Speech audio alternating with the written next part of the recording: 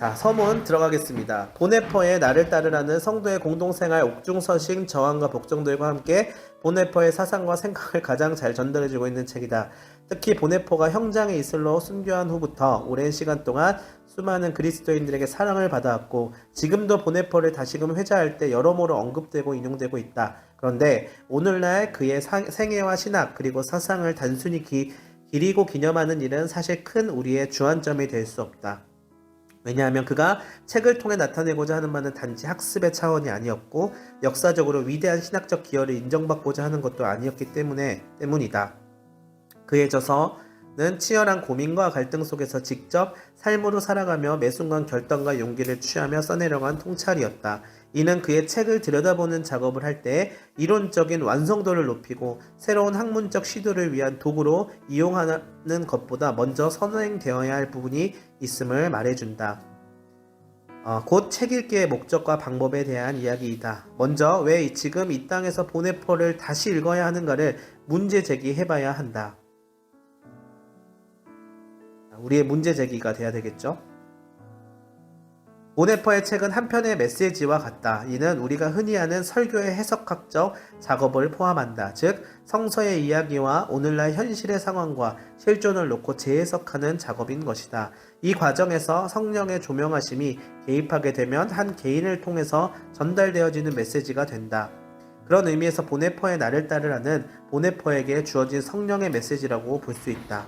일반적인 서적이나 논문 이상의 의미를 갖는다. 책에서 보네퍼는 교회 갱신의 시대 속에서 성서는 더욱 중요한 자산이라고 말하며 이를 어떻게 잘 전달하고 전유해야 하는가에 집중하였다. 그 중에서도 예수에 대한 강조와 추구는 더욱 재조명해도 지나치지 않다. 이는 예수에 대한 연구와 속성을 신학적으로 날카롭게 들여다보는 것이라기보단 그의 삶과 말씀을 재고찰하는 것이다. 예를 들어서 예수는 우리에게 무엇을 말하려고 하는가? 예수는 우리에게 무엇을 바라는가? 오늘 우리가 진실한 그리스도인이 되는 일에 예수가 무슨 도움을 주는가에 대한 응답이다. 이는 사람들의 소원을 들어주는 수단으로서의 기도와 신앙이 아닌 예수의 소원이 무엇인가 하는 것이다. 교회에서 설교를 들을 때 우리는 예수의 말씀을 들어야지 예수를 자기식대로 이해하여 소원 성취의 수단으로 여겨서는 안 된다는 말과 같다. 거기에서부터 멀어지기 시작하면 복음은 본질과 멀어지며 교회는 다른 성격으로 변질되고 만다. 그러나 이는 누군가에겐 호의적이고 누군가에겐 불호가 된다. 그렇기 때문에 예수의 말씀 곧 성서를 제대로 해석하고 오늘날 시대 가운데 잘 전달하여 그 본질이 흐려지지 않으면서도 각자에게서 새롭게 재생산되게 해야 한다. 복음은 생명을 살리고 세상을 구원할 힘이 있기 때문이다.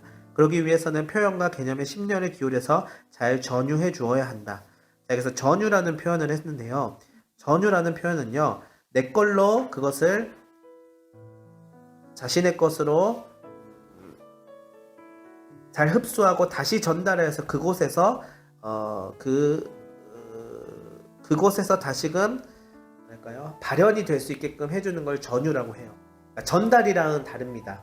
전유는 내가 그것을 듣고 내 것으로 다시금 만들고 또 전달하고 그 사람이 또 이어받는 것이에요. 복음과 선교가 다 전유가 돼야 되는 것이라고 말하는 것입니다. 이것이 우리의 과제이며 사명이자 공부하는 이유이다. 또한 이는 강대상에서 뿐만 아니라 삶을 사는 메신저로서도 마찬가지다. 어쨌든 매개체의 역할을 감당해야 한다면 이를 가로막는 수많은 불순물들을 제대로 인식하고 제거할 수 있는 결단이 필요하다. 그리고 부단 노력이 필요하다. 그렇기에 이러한 고민을 한다. 너무 교리적인 설교를 하였나? 또는 너무 삶에 초점을 맞춘 설교를 하였나? 또는 성서의 특정한 사상을 늘 반복해도 중요한 다른 말씀들을 소원하지 않았나? 또는 늘 우리 자신의 생각과 확신에 관해서는 자주 설교하면서도 예수 자신에 대해서는 드물게 설교하지는 않았나? 결국 우리 자신이 예수의 말씀을 가로막지는 않았나? 라는 생각을 한다.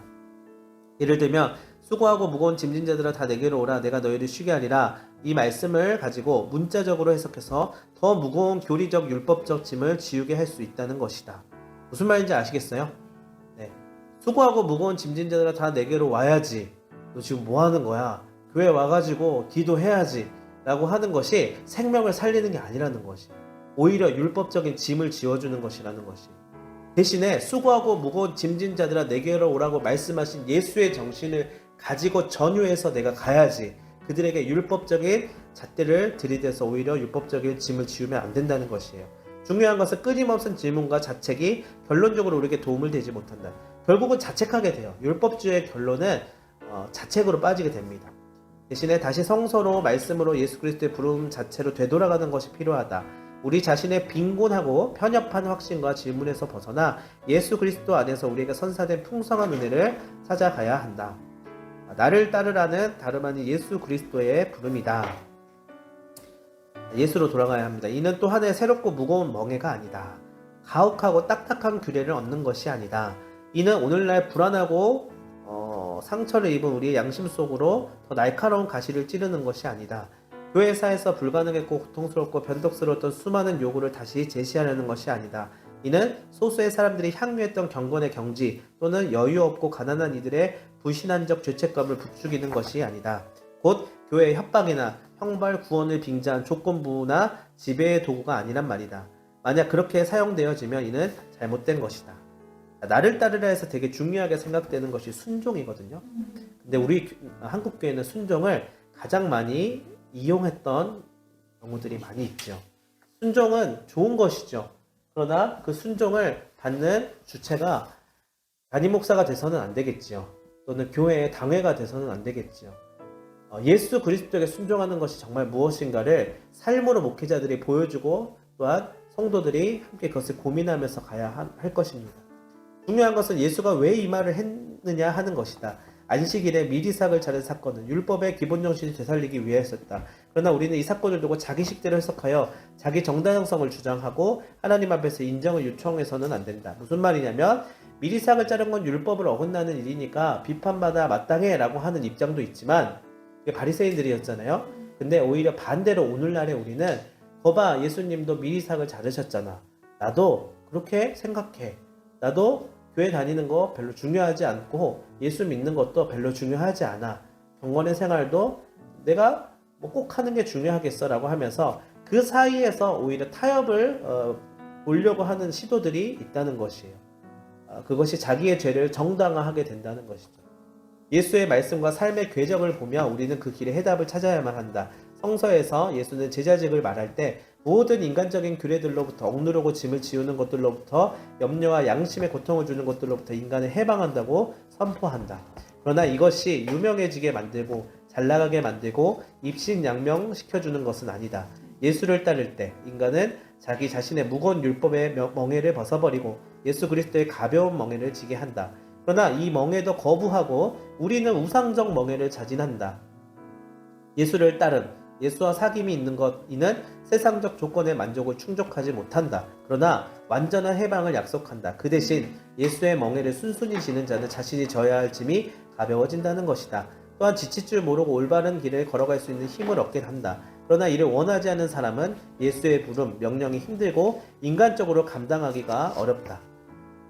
이게 우리의 실존입니다. 보네퍼를 강조할 때요. 보네퍼처럼 난 못 살겠어요 라고 하는 해석들이 있어요. 그 말은 나는 예수처럼 못 살겠어요 하는 말이에요.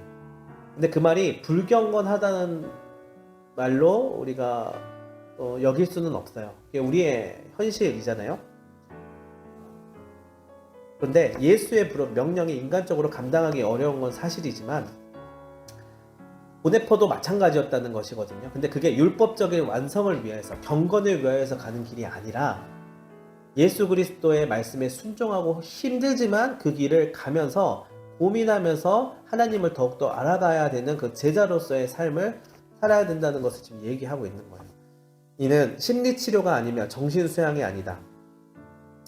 예수는 계명을 행할 수 있는 능력을 주지 않으면서 계명을 지키라고 우리에게 요구하지 않는다. 예수의 계명은 결코 생명을 파괴하지 않는다.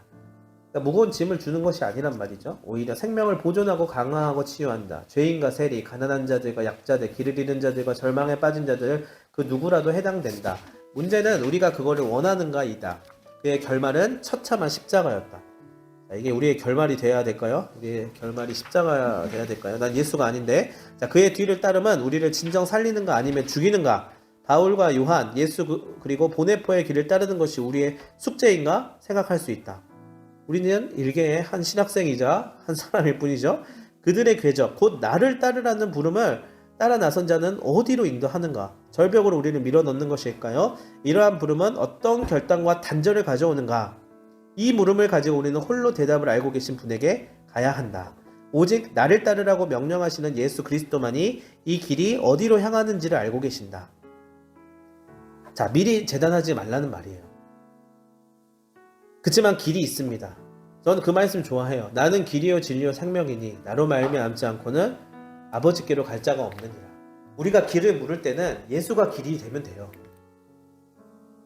자, 그러나 우리는 이 길이 측량할 수 없이 은혜로운 길이 될 것임을 아주 잘 알고 있다. 사실 예수를 따르는 것은 실제로 기쁨이다. 그런데 주저하게 하는 이유는 과연 무엇일까? 무엇이 우리를 어렵게 만들고 망설이게 하는가? 좁은 길을 확신 가운데 걸어가는 일은 어째서 우리에게 큰 부담이고 무거운 짐인가?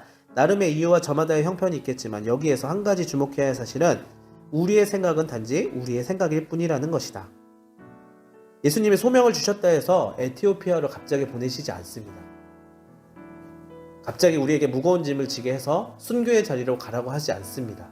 그건 우리의 생각일 뿐이라는 거예요. 그리고 나의 생각 꼭 나의 생각에 머무를 뿐이다.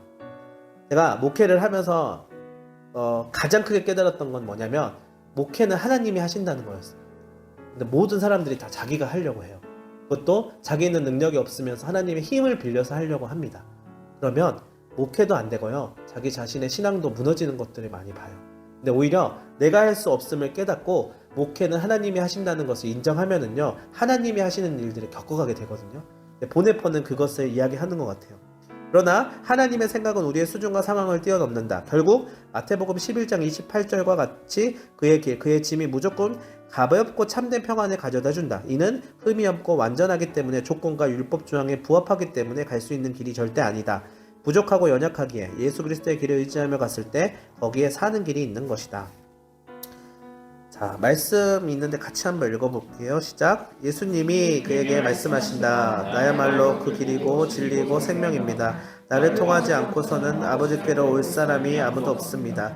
내가 여러 가지 계획을 잘 알고 있기 때문이다. 내가 너희를 두고 생각하고 있는 것들이다. 여호와의 말씀입니다. 평화를 이루려는 계획이지 재난을 내리려는 것이 아니다.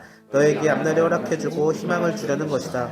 그러면 너희가 나를 부르면서 나에게로 올 것이고 나에게 기도할 것이다. 나는 너희의 기도를 들어주겠다. 너희가 나를 찾으면 나를 만날 것이다. 너희 온 마음으로 나를 찾아와 묻는다고 하자. 그러면 내가 너희를 만나주겠다. 여호와의 말씀입니다. 내가 너희의 운명을 바꾸어주겠다. 내가 너희를 모아드리겠다. 모든 민족한테서부터 내가 너희를 쫓아내보낸 모든 곳에서부터 여호와의 말씀입니다. 내가 너희를 돌아오게 해주겠다. 거기로부터 내가 너희를 사로잡혀 떠나게 했던 바로 그곳으로. 여기까지가 서문이었고요. 혹시 좀 시간적으로 약간 이렇게 제약이 있으시면 이 정도까지 하고 가셔도 괜찮습니다. 조금 여유가 있으시면은 제가 한 10분만 더 해도 괜찮을까요? 빨리 끝내보도록 할게요. 값비싼 은혜입니다. 자, 보네퍼는 예수 그리스도로부터 받은 복음이 우리를 제자로 다시 거듭나게 해준다는 사실을 명확하게 전달한다. 우리가 제자로 양성되는 게 아니라는 것이에요.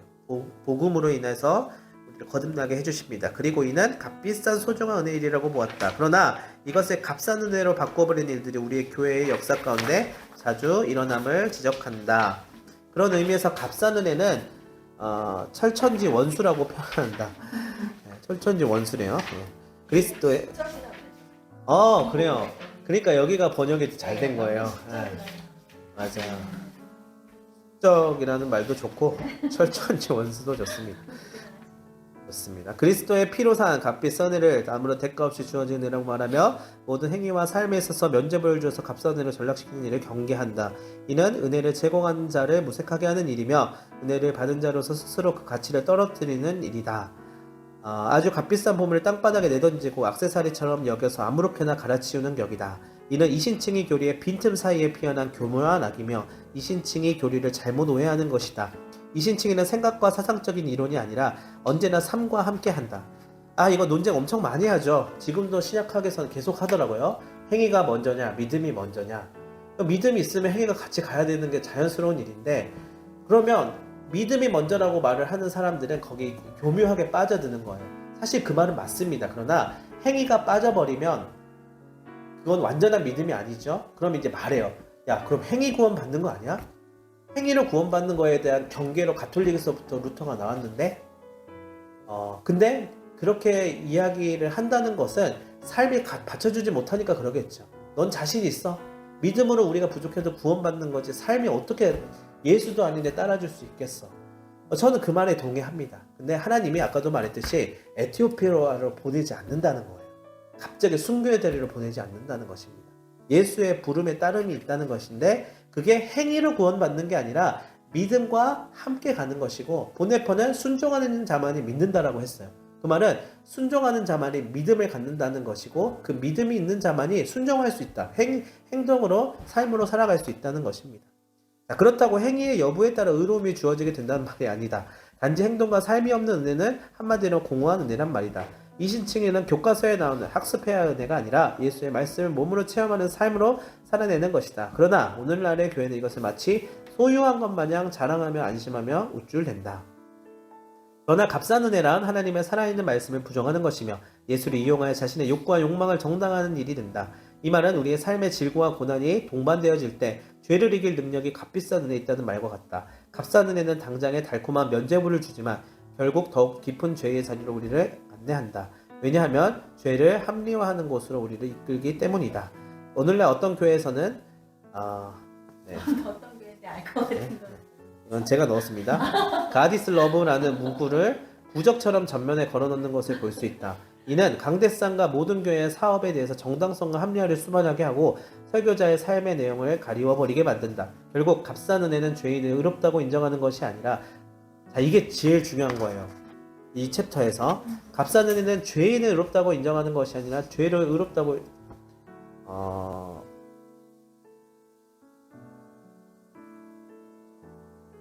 바뀐 것 같은데 죄를 의롭다고 한 게 아니라 죄인을 의롭다고 한 겁니다. 그러니까 방점이 죄에 있으면 안 되고 죄인에 있어야 된다는 것이에요. 그러니까 우리가 사람이기 때문에 우리 그런 말 있잖아요. 죄는 미워하되 사람은 미워하지 마라.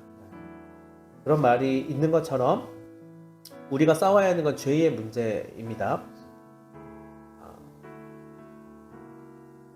은혜가 혼자서 모든 일을 하기 때문에 모든 것은 그대로 머물러도 좋다는 것이다. 따라서 그리스도인도 세상 사람들처럼 살고 모든 일은 세상 사람들과 똑같이 행동하며 은혜 아래 있어도 죄 아래 있는 것처럼 살고 세상과 다르게 살려고 하지 말라는 것이다. 따라서 값싼 은혜는 그리스도의 십자가의 특수성을 왜곡한다. 십자가 사건은 이기적인 인간을 위해 희생되어질 수밖에 없는 불가피한 일이 된다. 이게 이제 값싼 은혜가 된다는 것입니다.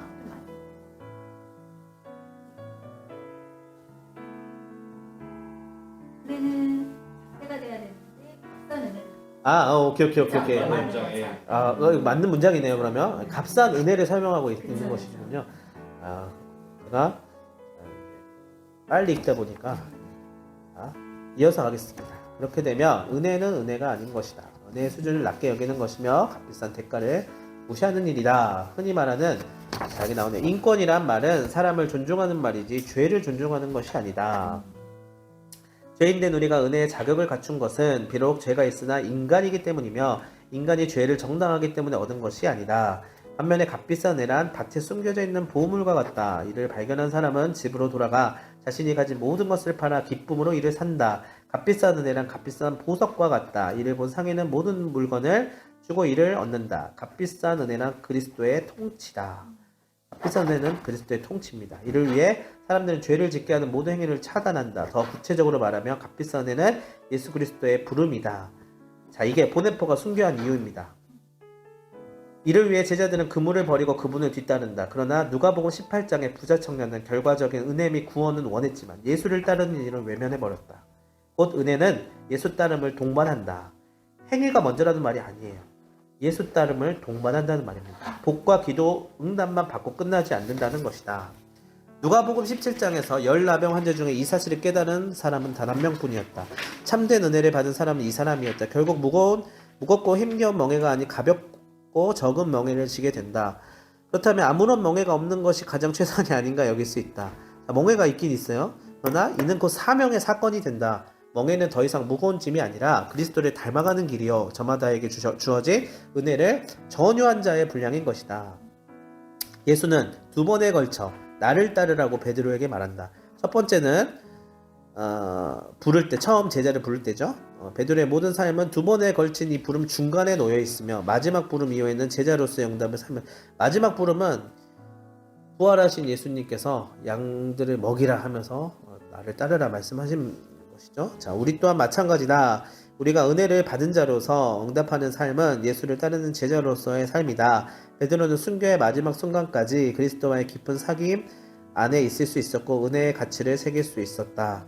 자, 여기서 옆에 이렇게 한번 적어보세요. 목회자의 생명이 끝나는 건 언제? 라고 적어보세요. 자, 어떻게 생각하시나요? 이건 하고 넘어가야 될 것 같아요. 목회자의 생명이 끝나는 거. 경제적으로 어려울 때, 목회적으로 힘들게 하는 사람이 있을 때 일까요? 아닙니다. 바로 하나님과의 관계가 단절될 때입니다.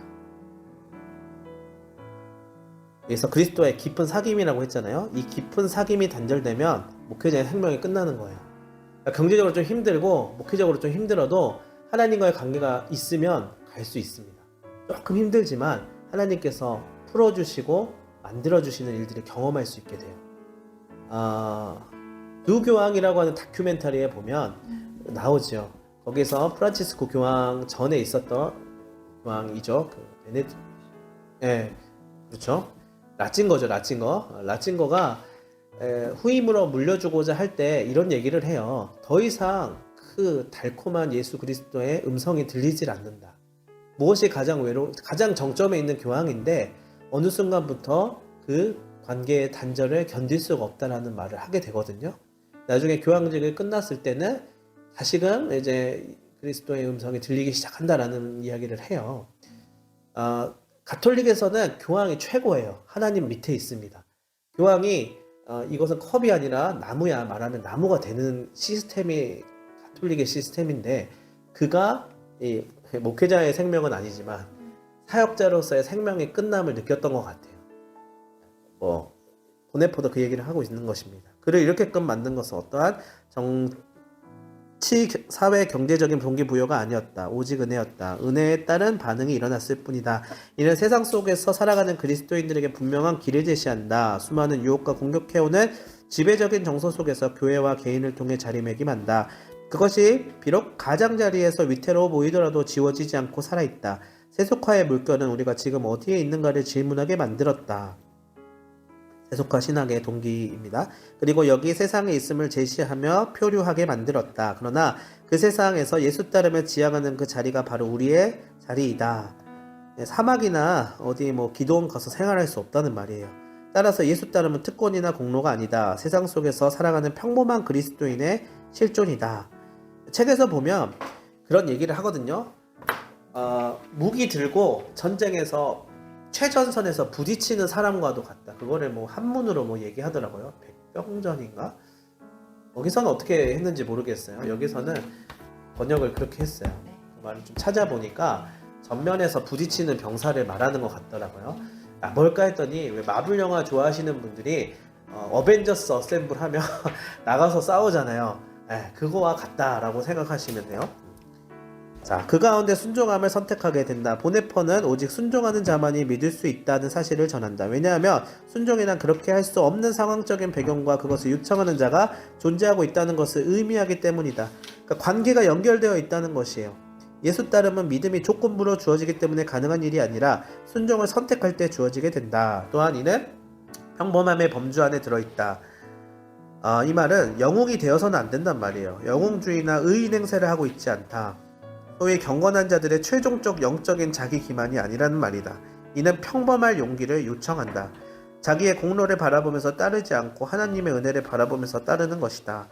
어떠한 성역이 없으며 기도원이나 교회에서도 마찬가지이다. 각 개인은 저마다의 예수 따름의 사명 안에서 자기에게 주어진 시간을 살아가는 것이다. 그런 의미에서 그 현장은 삶에 있다. 세상의 사람들로서 살아가는 현장에 있다. 필드는 울타리가 아닌 삶이며 교회가 아닌 일상이며 성문이 아닌 성문 밖이다. 또한 시골이든 도시든 해외이든 한국이든 우리가 살아가는 모든 현장이 해당된다. 그리스도인의 세상 직업은 오직 그리스도의 제자직인 것이다. 이게 보네퍼가 말하는 그리스도를 따르는 제자로서의 삶인 것 같아요. 종교가 아니라. 제자직이죠. 자, 그렇기 때문에 은혜는 값비싼 것이다. 막연하게 우연하게 주어진 것이 아니며 그렇다고 행위에 따른 결과물도 아니다. 삶에서 살아있는 예수 그리스도를 경험하는 것이다. 이는 공부에서 얻을 수 있는 자격증과 같은 것이 아니다. 그러나 그럼에도 불구하고 그 틈바구니에서 우리는 탈출을 시도한다. 예수 따름의 공간 속에서도 자신의 가치로 값비싼 은혜를 바꾸어 버리기도 한다. 이게 인간의 현존이다. 한계라고 말할 수 있겠죠? 인간의 한계다라고 말하는 게 더 정확한 것 같아요. 예수 따름이 감투가 되어버리는 것이다. 영웅주의죠. 그러나 그 일에 우리는 아무런 공로가 없다. 다만 아무런 조건 없이 주어지는 신분을 가질 뿐이다. 그리고 순종의 자리에서 갈등한다. 누구의 제자가 되느냐가 관건이다. 결국 누군가에게 어떠한 것에 순종의 자리를 내어줄 것이다. 여러분 이거 동의하시나요? 제가 부목사를 했을 때 새가족부를 담당했었는데 이런 얘기를 했어요. 사람은 마음 안에 공간이 있는데 거기에 주인 자리가 있다. 근데 절대 그 공간이 비어 있을 때는 없다라는 말을 했어요. 그러니까 하나님 아닌 다른 우상을 섬기지 말아야 된다라는 얘기 많이 하잖아요. 그렇죠? 근데 나는 우상을 섬기는 건 아닌데 예수를 믿긴 하는데 예수를 또 막 그렇게 잘 따른다고 볼 수는 없어. 그냥 뭐 애매해. 근데 그런 상태는 우리한테는 없는 거예요. 우리 안에서 빈 공간은 없어요. 무조건 무엇인가가 자리 잡고 있습니다. 그런데 그 자리를 예수 그리스도에게 내어줄 수 있는 용기가 있을 때에 우리는 제자로서의 삶을 살아갈 수 있다라는 것이죠. 그렇다면 예수를 따르고 예수가 가리킨 길을 가는 것이 구원의 길임을 고백하는 것을 우리의 결단을 요청한다. 이러한 과정을 두고 오늘날 보네포를 해석할 때 서로 다른 정치적인 견해로 이해되는 경우들이 있다. 하나는 보수적인 해석이고 또 하나는 진보적인 해석이다. 그러나 다른 관점으로 바라볼 필요가 있다. 정치가 앞서면 안 될 것 같아요. 복음적 에큐메니칼적인 눈으로 예수의 따름의 길을 걸어가야 한다. 그러니까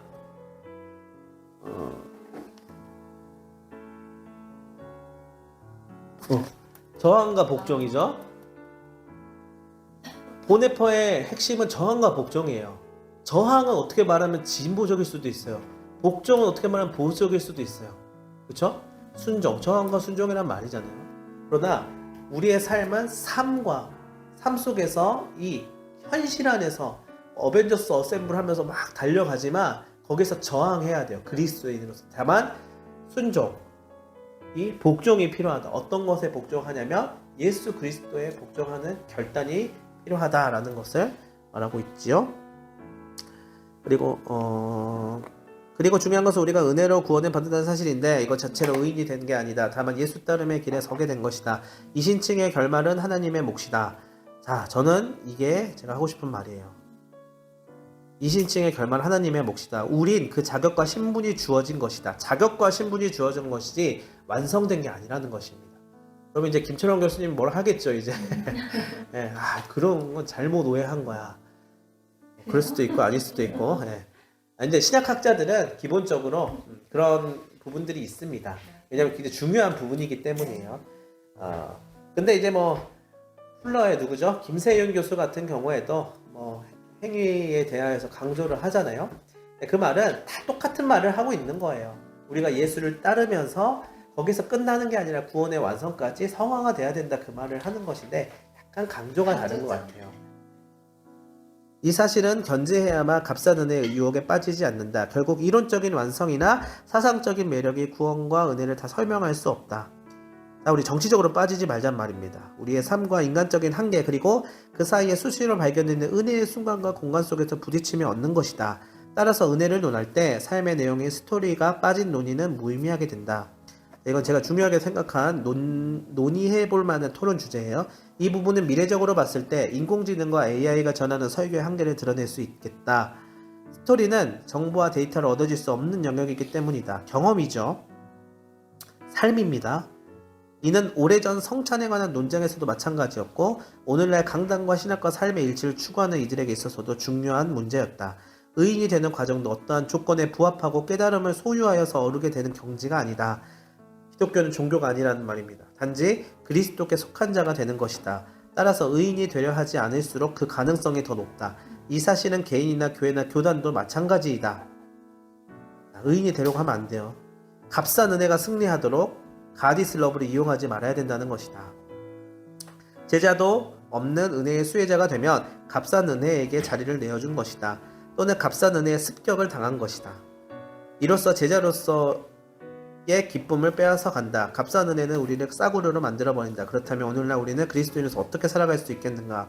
우리는 참으로 이해하기 어려운 사실, 곧 은혜는 값비싸다는 사실을 놀라움 가운데서 깨달아야 할 것이며, 은혜가 값비싼 까닭은 그것이 순수하기 때문이고 예수 그리스도 안에서 나타난 하나님의 은혜이기 때문이다. 예수 그리스도 단순하게 뒤따르는 가운데서 이러한 은혜에 압도되고, 그래서 그리스도의 유일한 은혜를 겸손하게 찬양할 수 있는 자들은 복되다. 이 세상 안에서 이 은혜 때문에 자신을 잃어버리지 않고 이 은혜를 이식하며 살 수 있는 자들은 복되다.